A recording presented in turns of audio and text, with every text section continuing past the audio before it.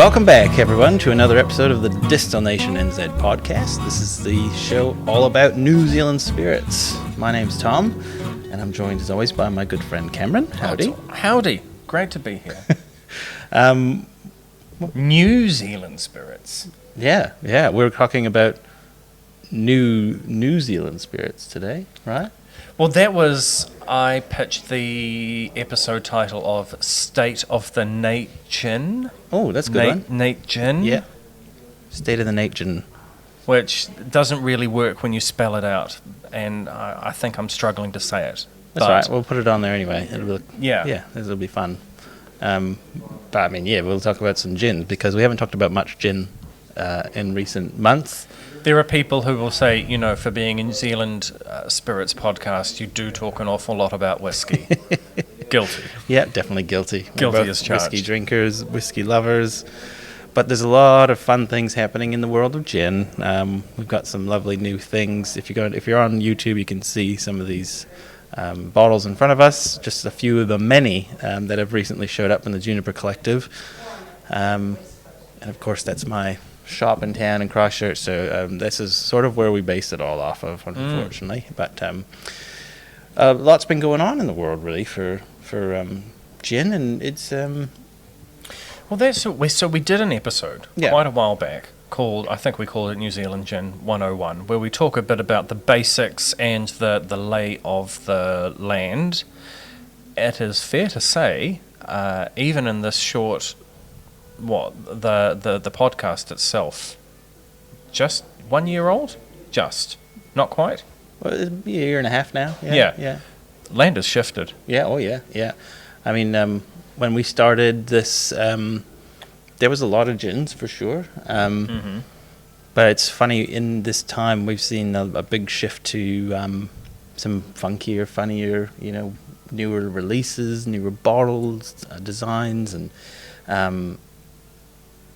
the economy's shifted as well, so we're starting to see some distillers close down, quiet down, and others still trying to ramp up. So it's kind of interesting to see all that happen. But there's some new names like on the table you might not have recognized, like Budo Gin. This is a new one out of Auckland. It is a New Zealand gin, despite it having Japanese characters on it. Bloody Good Gin, Concept here in Christchurch, Concept Brewing.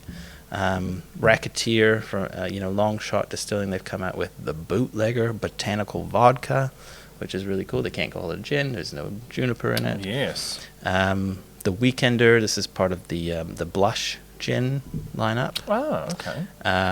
Papaka Road out of Auckland as well.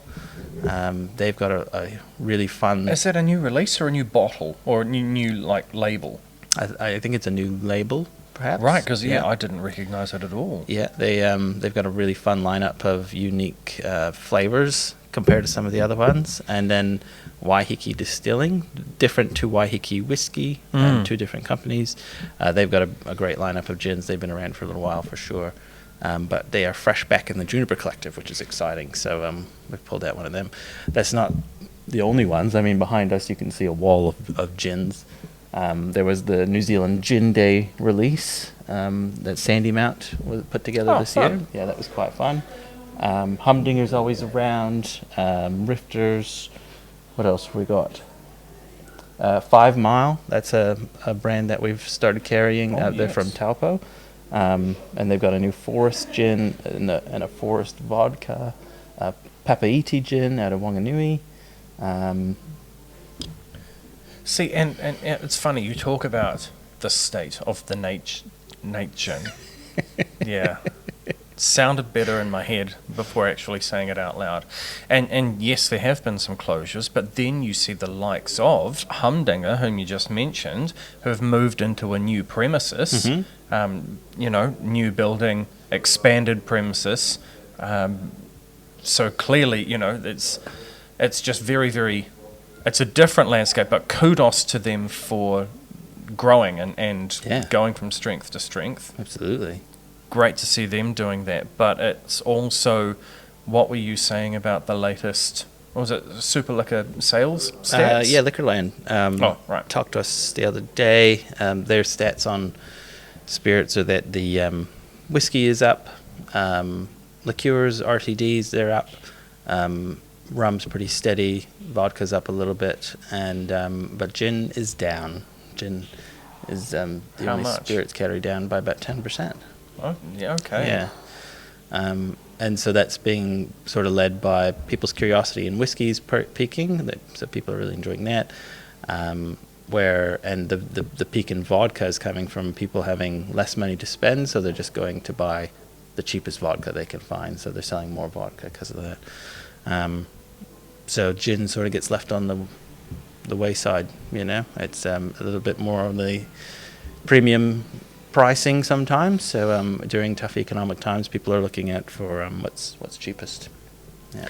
But I think it's fair to say in many of the conversations that we have had over this podcast, and where we've asked questions like, where does it stop? This growth is unsustainable. You can't have so many distilleries popping up. It seems like we have definitely found that ceiling. Yeah. And it's starting to maybe level out to a place where it is a bit more sustainable. Yeah. Yeah. The past few months, for sure, people have been saying the gin bubble's burst, and I think it's still leveling out. To be honest, I still think there's room for leveling, and we'll see what happens. But a lot of damn good gin still being made, so there's no question about that. As a consumer, how do you sort of view the gin? Like, what do you think? Are you seeing a lot of a certain type? Is there a certain style, certain trend you see from just looking at the shelf? I mean, what is clear to me is the fact that there is still a variety, very much so in terms of the number of distilleries. But I think while there's still plenty of dry, plenty of, I'm going to use air quotes here, of like botanical, and some lovely, fruitier kinds of releases, what I'm seeing less of now are the straight out, let's give this a try and see what happens out there, as wacky and wild as possible type of releases. It seems like maybe the bottom has fallen out of the novelty, experimental, just for the heck of it kind of gins. Yeah. From my point of view, Bringing anyway. it back to the core lineups that they believe in, sort of thing. Yeah. And that's fair enough. I think that's probably what people are doing. It's what I've done at our distillery, pulled it back to our main moonshines and whatnot. So I thought we'd give a couple of different styles a try today and see where we're standing. Because, for example, Budo gin, I haven't tried that one yet. It's a London dry style, so we just start right there. Let's start with that. Okay. So what is because I'll tell you, I was surprised to see it on the shelf, and then I'm looking at you going, hang on, I thought you only did New Zealand gins.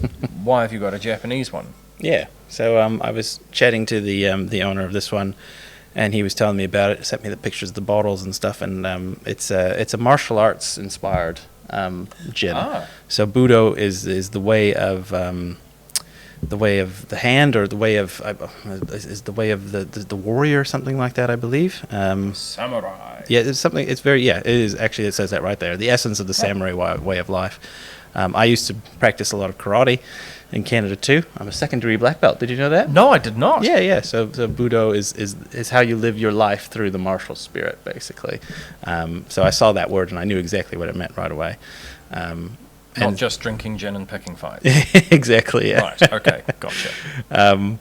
So they've taken a Japanese approach with the botanicals and sort of intermingling Japanese and New Zealand sort of techniques and ingredients is what it says here. So this unique fusion of traditional and Japanese ingredients distilled with pure New Zealand spring water yields a gin that is multifaceted, nuanced, and harmoniously balanced, which is cool. So on the side here it says yuzu, Sakura, and Sencha. I know what yuzu is, but I don't know what the other two are. Sakura is cherry blossom. Oh, right. I mean, it's a gin, for sure. Yeah. London Dry style. There's, I think I get a bit of that yuzu on there. yeah, I'd say there's definitely a bit of like a different citrus notes, which would be, that, yeah. From a marketing standpoint, it's very unique in that if you're trying to appeal to locals, then you put that local stamp on there, and so when your name is Waiheke Distilling Company, and you've got a picture of some local flora and fauna on the bottle. People know exactly who you are, where you're from. You know that it is, in fact, local. Yeah, this one does. Or when you Papaka Road, Tutukaka Coast, like you are very firmly stamping your name on the fact that you are local and that you are New Zealand made. Yeah. But yeah, picking a Japanese name for a New Zealand gin where you actually have to go looking for the fact that it's made in New Zealand. So it's, how you then market that to a local audience, or whether people think, are you going in for are you playing off that idea of the exotic, or it's just from a marketing standpoint, it's an interesting concept and route to take. It is, yeah. It stands out on the shelf just because of the difference it is, right? Like it is different to the other looking, with those characters on it. I have to say, I've taken a sip now. It's probably been about a minute, and it's lingering really nicely with this sort of sweet tannic note, but not like a wood tannin, like definitely a vegetal tannin, and it's quite enjoyable just off how it is. 42%, that one. Drinks well above 42. Yeah, it does. Yeah. Even I put a couple of drops in there, but yes, you're right. That vegetal, and I think that is yuzu. Whether you're using more of the rind or the skin there. It's a dryish. There's nothing bitter. No, by any means. It's nice. I think it would mix really nicely too, because I think it would stand up. It's got a crisp, I think yes, if you were using a sweeter tonic, yeah, you're going to get more of that harmonious balance. Very well said. Thank you. Thank you. I tried. So that's one of the newer unique ones that's come in. Still a lot of London Dry styles coming through the door, but it's harder in that space to sort of start to, when someone comes in and they ask for a gin, we've really got to distill down what they like, and it can get tough when there's too many London Dry styles to really pinpoint what someone's going to enjoy, so that's why it's fun when we can get something different. Like, for a good example is Humdinger's Citrus. Oh yes, it's an easy one to sort of, it's London Dry but not, like it pushes off to the side to. Yeah, it's an easy one to push people to. As soon as they say they like something like citrus, then, have you tried that one? And then, whereas if you like London Dry style, but you don't really know what kind of London Dry style, it's a bit harder to sort of pick those things apart. That's a cool one. Yeah. That was. Yeah. And hey, yeah, maybe that is a way of. Yes, because as you say, the goal. Even though we're talking about a 10% dip across gin as a whole, and it's probably worth mentioning that report is not just New Zealand gin, that's the overall gin category. Yeah. It's still an incredibly crowded shelf, and as much as as a distiller, you are looking at how the quality of what's going into that bottle, everything that's going into that bottle, and what can you do to make sure that it tastes amazing. I've got my marketing hat on, and it's, okay, well, what's the shape of that bottle, the colour of the bottle, the label, the picture, the artwork, everything that is basically trying to make that bottle jump up and down on the shelf and wave its hand in the air and go, pick me, pick me, pick me. Yeah. And it's not easy to do by any stretch. No. Yeah, nice black and white, crisp label, looks good. Minimalist, but draws you in. And I did actually see, on looking, it does have New Zealand on the front, down the bottom there. Yeah. But that's not what grabs you up front. It's those Japanese characters on the front. And again, with a name like Budo, then you're like, okay, what's the deal here? Yeah. This other one over down at the end, Bloody Good Gin. That one stands out too, with a big black and white logo or label. Yes, with the grids. It's that old workbook type. So it's got the tiny little grids, the kind of workbook that you would have in school, elementary school sort of thing. Yeah. And it is. We are so confident in our product that we don't need a funky logo or expensive branding. If you like gin, drink ours. It's bloody good.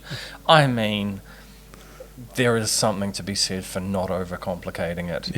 Yeah. Just, it's like, I know this wasn't concept, but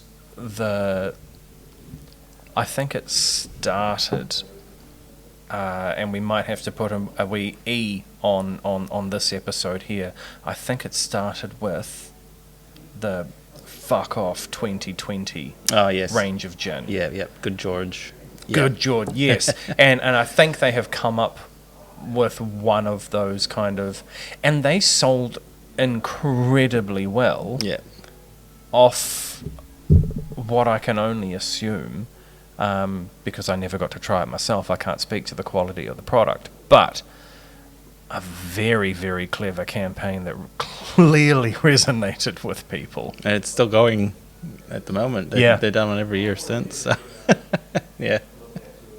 Good on them. Hey, but that's a similar kind of big, bold statement on the label, minimalistic, black on white. Yeah. This one here I haven't tried yet. The Weekender. They've got a couple in the lineup. This is made by Blush Gin, so up in Auckland. This is sort of, I think more and more of the gin brands are heading towards these sort of things, where they're sort of, highlighting a botanical in it. So they still want to go a gin, but they just want to highlight something. Like this is lemon, obviously. So product of Blush. Okay, and well, that's another interesting discussion to be having, because I was looking at this and going, Weekender, I don't think I've heard of these guys at all, but I have, just below you there. Yeah.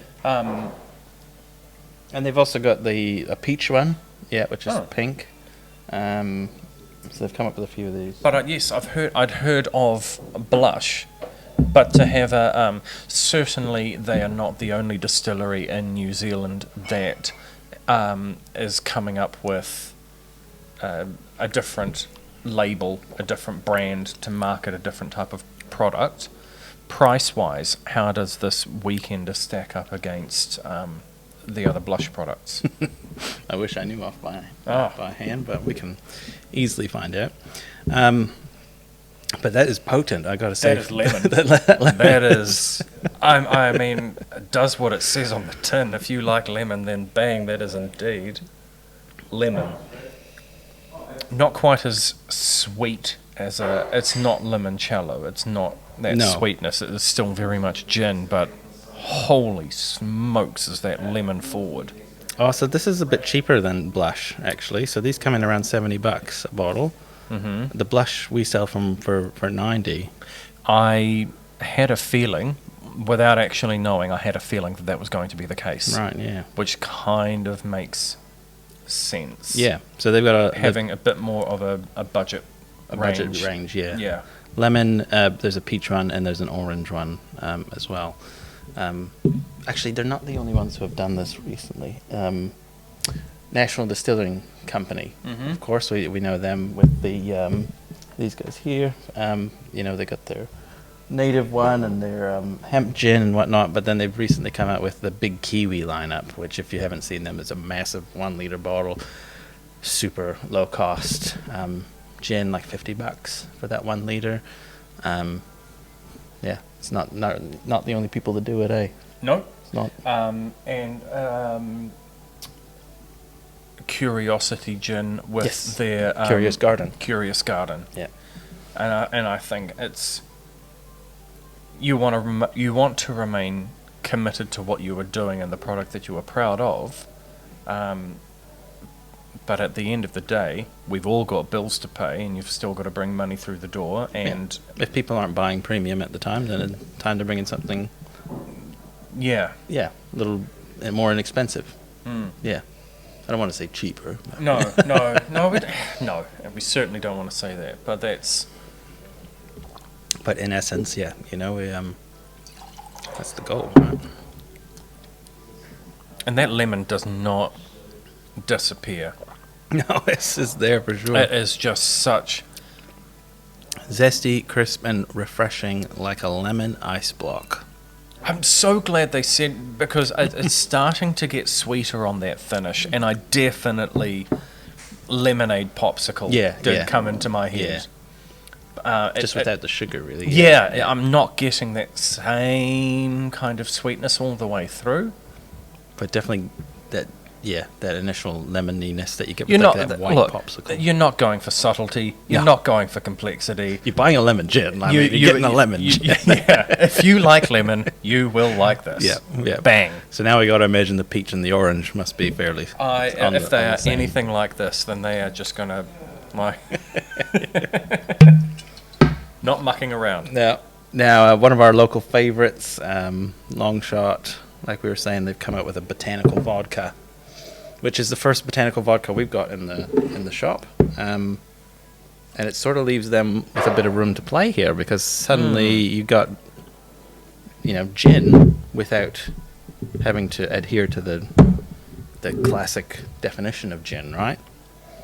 And I think that was why. I was talking to Leslie, and I said, "Why?" Why, why would you be doing this? And it came back to, if you don't have to add the juniper, if you can take that away, you've actually got a whole lot of room that you can experiment and play with, while still coming up with something that is going to work really well in whatever kind of vodka cocktail you like to drink. And the botanicals aren't shared on here. But it's not. It's neutral adjacent. That's a good way of saying it. Yeah. I mean, yes, because it's certainly. It's not like, my goodness, coming in off of that Weekender lemon, which was just big and lemon. Yeah. And this one very much. It's not quite like other vodka I've had, which have, so much of vodka is, we are the purest, we are the most refined, we are the most distilled, we are the come on and to have a glass of nothing. And this isn't that. Far more hinting, subtle. I think they're calling it vodka just because, what do you call a gin that's not a gin? Well, it's still a neutral spirit. Well, it's always a gin, but until you add the botanicals. Yes, but gin's not neutral. But this is the same thing. It's your base plus your botanicals, just sans the juniper. I get some kind of. This is almost one you got to try to understand. To be honest, it's some kind of reddish stone fruit on the nose, and then sipping it as well. Yeah, this is far more subtle, far more hints, and it's definitely not a gin. It's just not quite as flavor, botanical driven. Yeah. Like the juniper brings a certain crispness, right? Like that's what juniper brings a lot of times, and this doesn't have that specific note. Hard to say exactly. Like there's a touch of citrus for me. Maybe like almost gentle orange, I'd say like. Yep, I'd lean into that. I'd be keen to talk to Leslie more about this one and see what how we should mix it. I imagine still tonic. It's probably a good way. Soda water maybe. Yeah, but I still think, if you're adding something like this to... It's not quite as, I want to say, cold as many of your more traditional vodkas, where if you were to be adding in a vermouth, then it's really kind of like the vermouth is going to be something like this. I think, would be good in a martini, because this plus a spot of vermouth, it's actually going to have something going on in there, as opposed to a really cold glass with a couple of olives in it. Yeah. I think that's totally fair. And it's just that it's not quite as driven as a gin-forward martini, not quite as neutral as a vodka martini, and it's somewhere in the middle of those. Yeah, I think that's a good way of saying it. Well done. I try. The only other thing we've seen sort of similar to this sort of adjacent spirit is botanical rum from NDC. We did see they did a Port Ahuriri botanical rum, which was clear. Also, yeah, one of those ones you got to try, right? Like it's something different. Definitely. And then we get into some other fun stuff like the barrel-aged gin. And well, do you want to do this one, or do you want to do Ruby Red? Which one would you like to do first? Sweet or... Well, I don't know if that's sweet, to be fair, but it looks sweet. Yeah. Could well be. Let's go with the barrel age. All right, let's do that. Yeah. I haven't tried this one either. This glass? Yep, yeah, I've rinsed that. Here we go. That is... It's an interesting colour. Almost peachy, yeah. That's exactly what I was going to say. Peach in colour. This is a husband and wife duo up near Auckland, and they do a lot of fruit ones as well. And they're fairly new for us as well to keep in the shop. See, something like a barrel-aged gin is right on that edge of want to push the boat out, want to do something a wee bit different, but it's still very much within a safe kind of wheelhouse. It's not anything too kind of, nothing too kind of wacky or experimental. Yeah. Oh, God, how would you get those kinds of flavours in there? Nothing quite like that.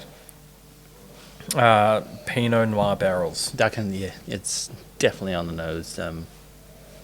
But the colour is interesting. I mean, that peachiness, it's... So, I mean, what that would...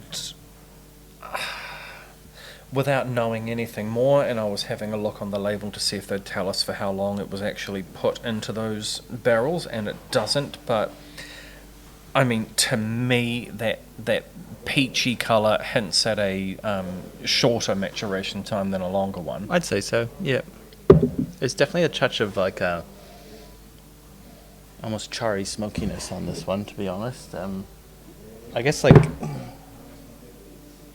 that's Fox River from elsewhere. That's more orange. Yeah, I mean, yeah, you're probably right. It's a touch brighter, but certainly along the same line. Yeah, trying to see if there's anything else behind you that's... No, nothing else really compares, does it? No. We don't really have many barrel-aged ones at the moment. Cardrona always does one, but it's usually quite a light colour. However, they did do that one. Did you try the 3-year-old? Oh, you did Did you pour that for me?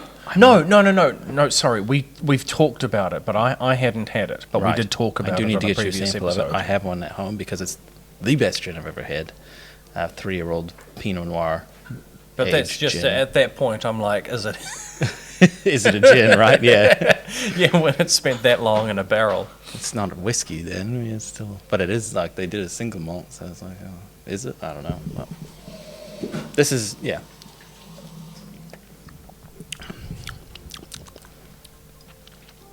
Oh, what is that? Something right on the tip of the tongue there. There's a sweetness. It's like a fruity. It's a dried fruit of some sort, eh? Like a red fruit. Very tangy. Yeah. I can't pinpoint what that would be though. It's interesting. But yeah, I mean, there's always the game to be played here, which is how much barrel influence do you want your gin to have? Yeah. Some of them are only a couple of months. Some of them are 3 years, and yeah. And yeah, certainly that colour and that flavour. Certainly, it's still very much gin forward as opposed to, more of an oaky kind of character. So again, hints to me at a shorter maturation time.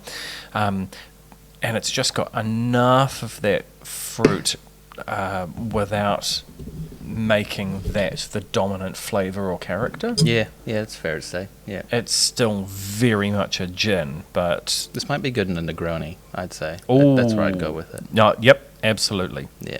Absolutely. That sort of flavor profile would hit that pretty well. And it comes in at 42%. No, there's nothing wrong with that at all. It's great. It's got a nice balanced flavor all across. There's the fruit. There's a touch of the tannin barrel. There's a touch of that whatever other fruit we can't figure out. But something very tangy. Yeah. But yeah, just very, very... It's kind of... And see, I think that's why I went for that over... Because I'm looking at the ruby, which is dark black currant in colour. Yeah. And clearly something like this is going to be very fruit forward and fruit driven. Yeah. So if you're not a fan of those very fruit-forward, fruit-driven types of gins, something like this one here, this barrel-aged gin from Papaka Road, kind of that just eases you into some fruitiness without actually diving with 2 feet into the fruity gin category. Yeah, and it might bridge the whiskey drinkers gap as well sometimes with these barrel-aged ones, Yeah, but I definitely think Negroni is where you would go with that. Yeah, 100%. This style here, like this fruit infusion, which this is clearly what this is. Oh, yes. This has become quite popular among distillers. Like Longshot Racketeer, who did the Bootlegger, they've been doing yearly releases. The series of their fruit gins are just... They're amazing. Pow. Papaka Road, they do them as well. Humdinger, they've done their slow berry one. Curiosity does the slow Pinot one. Yeah, it's quite a... And this is... in New Zealand, we are spoilt by the quality of our fruits and our range. Exactly. And so, when we produce stuff this good, it's always great. Cherries, this one. Yeah? 42% from Waiheke Island. Red Ruby Gin.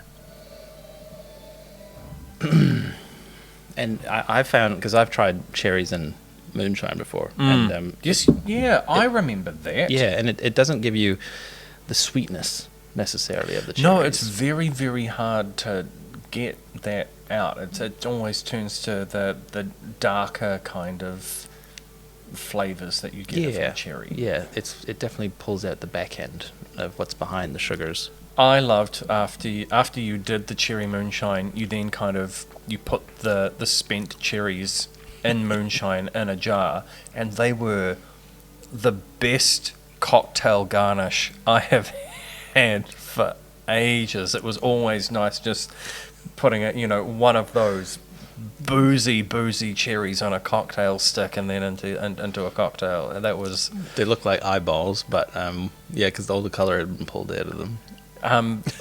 No, they weren't that bad. But making an old fashioned and then having one of those in there was just so good. Yeah. When you put fruit and alcohol, the fruit tend to soak up a lot of the actual alcohol, and then they release their color and flavors into the liquid. So the liquid ends up being, really nice and easy to drink. But then as soon as you grab one of the pieces of fruit, it's like atomic alcohol, basically. And I think that was why you ended up selling those, was because, if you ate 4 or 5 of those cherries, you're getting pulled over. I did the same with the peaches, and the peaches were, crazy strong. The liquid was amazing. The peaches were like, whoa, what have I just eaten? Yeah. Well, while we're talking state of the NatGIN, and I'm going to throw this on you, you've said that you're going to be back at the Midwinter Festival. The Midwinter Session. Midwinter Sessions. Yes, over at Wolfbrook Arena here in Christchurch. I think it's the first weekend of August, the first Saturday.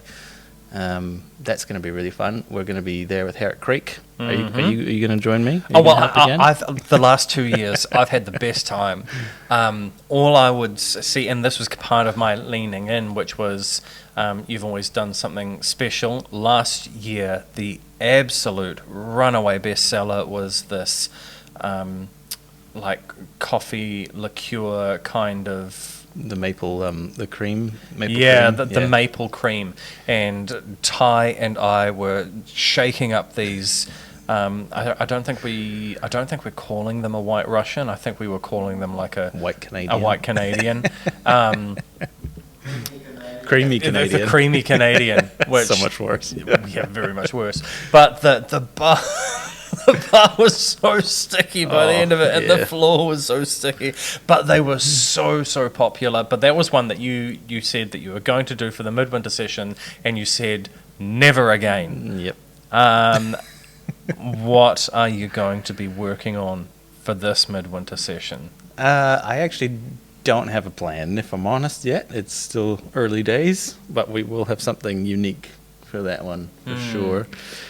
I think last year we also had some of the remnants of the Fajoa moonshine that we made one of the cocktails with. Nice. That was a warming kind of autumn. That was quite nice. Yeah, the Fajoa release last year was probably my favorite release, even over the maple cream. That was really fun. But we'll find something this year for that, and we're going to be joined as well. We've got Racketeer. They'll be there across the aisle. We're next to Smoke and Barrel. Typically, it's a really fun night. It's a great vibe. Yeah. And the other thing that I've appreciated about them is after that first year, and we provided some feedback on how they could improve, and they took it on board. Yeah. And yes. And they're making changes again this year. I believe, they're... I don't want to put any words out there because I don't know what's being changed, but the pricing might change in our favor, as people coming. So that's exciting, and there was really good entertainment. Yep. Lots of stands. It's really good. It's just nobody's going too crazy, and it's just relaxed, and you get to have chats with the producers. Curiosity ran the VIP section. Yes, last they did, year, which was really cool. A few breweries. There was the mead, the ciders, food. It's just fun. Yeah. But yes, and especially last year with them putting in way more chairs and tables, which that was a good thing. But yeah, it was just, you could go around, grab some samples, work the room, talk to producers. Then once you'd figured out, you'd go get a cocktail, go get some food, listen to the music, have a dance, come back up, try something else. Just a really great vibe, and I don't remember too many troublemakers. I don't remember too much in the way of like, mate, you're cut off, keep moving. And last year we had done some side sessions. There were some, you could go listen to the That's producers. right. This year we're doing them again. Okay. They're taking them a step further to put them in a little bit more of a closed environment. And I'm running one called Moonshine and Myths. Ooh. Or Moonshine and Misconceptions, something like that. So we're going to chat about the history of moonshine and, what sort of things everyone thinks about. Because that genuinely is something at these, and this was great at last year's, where you were right near the entrance, and so people are walking in the doors. You're one of the first stands they see, and I have time and time again these different festivals that I've worked either with you or next to you, people go, "Oh, moonshine? Oh, what's this? Tell me more."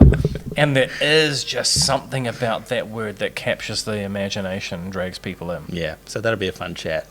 So if I believe it's a ticketed thing, and we'll do some spirits tastings at that one. So if you're coming along, grab a ticket, and we'll do that. It'll be fun.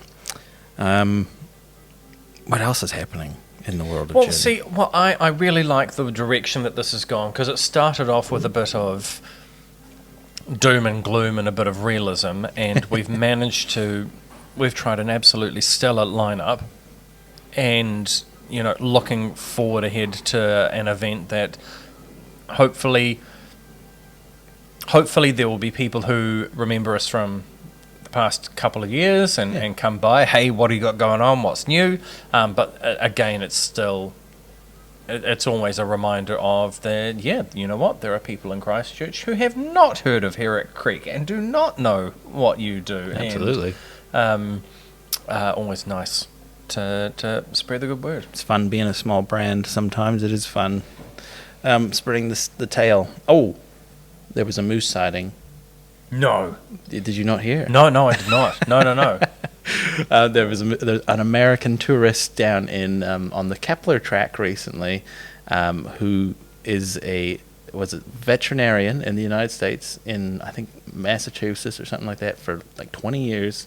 They saw a moose on the Kepler track down by the river, a moose cow, so no antlers, and they said they swore they know a moose. And they couldn't get by the time they got their phone out, it had gone back in the bush. That old chestnut. I swear I saw one, but I couldn't get my photo out in time. They've made the report to Doc, and Doc is putting it down as a red deer sighting. But the old moose man, Ken Tustin, is saying it sounds like a credible sighting potentially, but it's in a spot where it would be quite far from where we think the moose were historically, quite close to people, more so. I think it's the Rainbow Bridge or something like that on the Kepler. So anyway, it's exciting for me though, as the moose brand. Massachusetts. My American geography isn't great, but at least like Milwaukee. There you go. Okay, all right. Well, Milwaukee's very much like Midwest. Yeah. Like very much near the Canadian. So a vet he would know a moose. He was a veterinarian. Yeah, certainly. I mean, if this guy was from Florida, then I would have some doubts. Yeah. But Milwaukee vet maybe. I'm hopeful. Yeah, I'm hopeful. And I looked at where it was and I said, that's a spot I could go to pretty easily, actually. So. Oh, right. You're gonna walk this track to find it. Yeah, I might. Maybe I'll go camp out by that bridge. See if I can't find it.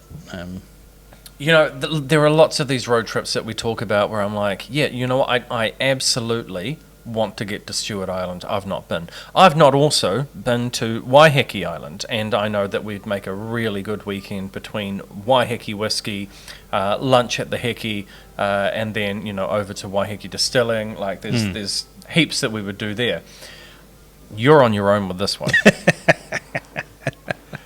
Hey, Cameron, do you want to walk? I was thinking a 10-day hike through the mud, you want all to the way walk the down Kepler the dusty track.